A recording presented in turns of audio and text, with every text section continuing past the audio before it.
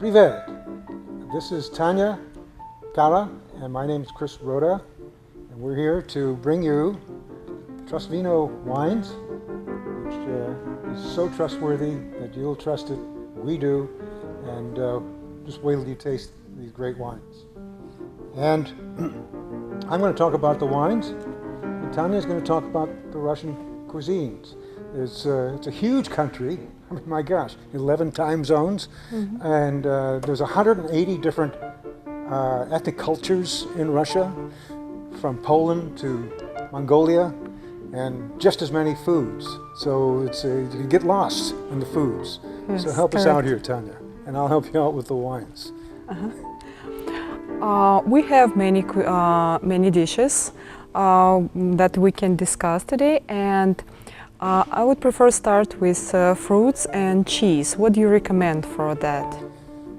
Well, with cheese, as a food, white wines tend to be more friendly with cheeses than reds. And the reason for it is red wines have tannins. Tannins become an issue with salt.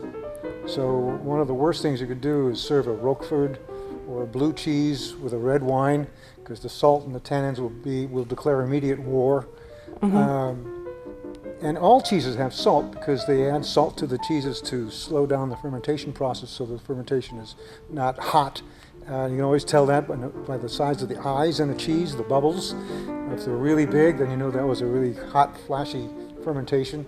So they want the fermentation to be steady, and so they always have a little salt there. So the salt is fine, and so Sauvignon Blanc, I think, would fare beautifully with cheese, goat's milk cheese that has a little tang at the end. The Sauvignon Blanc stands up to that. Cheese with herbs, Sauvignon Blanc is just a beautiful partner with that. Even some of the stinky cheeses, although I probably prefer a rosé, but you could probably get by with a Sauvignon Blanc. And then, of course, the hard cheeses like the Gruyere and the hard cheddars and the Comté, those really cry out for red wines. Okay. Let's discuss a little bit about our favorite Russian food. It's soup, borshch. Yes. It's vegetable soup and with a little bit of meat. And what we can recommend for that kind of dish? Well, what does it taste like? Beef?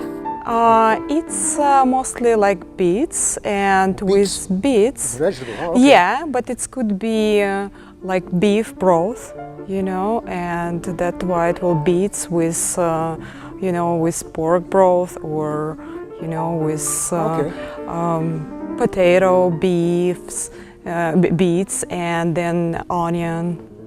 So, one thing you have to watch out with soups is that it's served very hot. Yes. And so sometimes that will neutralize the wine on the palate. So it's best to enjoy the soup if you let it cool a little bit and then bring the wine into the picture. And so I would recommend a Pinot Noir with the soup, particularly with the borshch, because the beets and the root vegetables, so it has kind of an earthiness, I would imagine. And so the Pinot Noir with its mushroom character, its earthiness, would pair nicely with that. Pinot Noir. Very good. And another question about shashlyk. Shashlyk, it's very popular Russian dish. It's mostly grilled pork or chicken or beef or lamb. What do you think? What kind of wine will match better for that kind of dish? So again, give me a flavor profile. I think it's maybe a little bit. One for beef and one for pork. Yeah, one for beef and one for pork. It's a little bit bitter, you know. It's a little bit fat. It's a little bit. Got it. Cabernet Sauvignon. And the reason I say that was you said the two magic words. You said bitter and fatty. And so the Cabernet Sauvignon is a tannin-rich wine, which has that drying effect on the palate, but it also pairs well with bitter things from a grill or anything bitter like eggplant, bitter vegetables. And if it's fatty, Cabernet Sauvignon has the ability to cut through that fat and cleanse the palate so that you go back for the next bite of food and it's fresh and more vibrant than it was after a few mouthfuls. So it kind of revitalizes the palate so that you taste the food more. And Cabernet Sauvignon has that property with fatty foods. I think it's time to try something on, Oh, you I know, thought you'd just never ask. You get tired of talking and not drinking. Yes. Right. Who goes to a party and just talks and doesn't drink? No, it doesn't look true. You can't do that. Sauvignon Blanc, which we talked about first, and it's the Trustwino Sauvignon Blanc. It's all Napa Sonoma fruit. So this is a workhorse. This is a real go-to wine, I think. As we said, with cheeses, there's so many things. That Sauvignon Blanc is a nice foil to rich sauces. Like I don't know if you know about a Mornay sauce in Russia. I'm sure you do. So I know how rich and buttery and creamy that is. And with seafood, and Sauvignon Blanc just cuts through that so beautifully and just really comes back to the signature flavor of that dish. So It will be good with salmon, yeah? with what? Oh, it will be good with salmon. Yes. Oh, absolutely. Salmon, Or herring, yeah? herring with the beets and with a little vinaigrette that they do. Yeah, vinaigrette, yeah, so sure. This will handle the vinaigrette very nicely. The acidity will stand up to that. Also, this will stand up to salty things like oysters. Anything that's briny and salty from the sea. So Sauvignon Blanc has that property. The acidity manages the salt.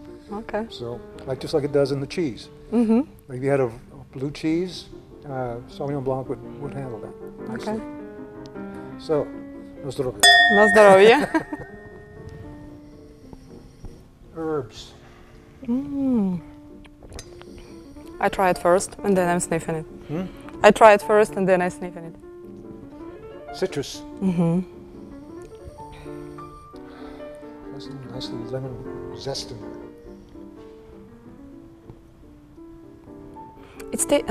It smells to me a little bit like a sage, you know? Has some nice herbaceousness to it.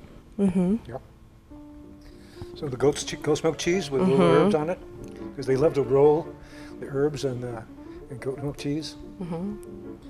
Speaking of goat's milk cheese, along the Loire River in France, which is the longest river in France, it's 600 miles long, but they love their goats on the Loire River, and they make marvelous goat's milk cheese. But when you're making a goat's milk cheese,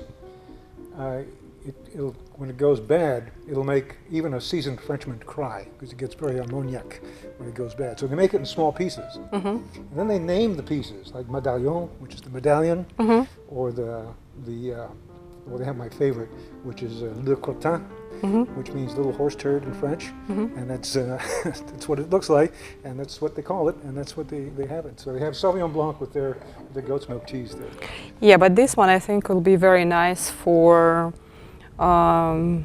Russian crepes too. Yeah. Yes, the blini. Blini. Yeah. Yeah. With like stuffed with meat a little bit, maybe like with chicken. Yep. Or with cottage cheese. Yep. It will. And what a way to celebrate spring. Yes. You know, the blini Yes. with Exactly ham. like maslenitsa we have it. Yeah. Absolutely.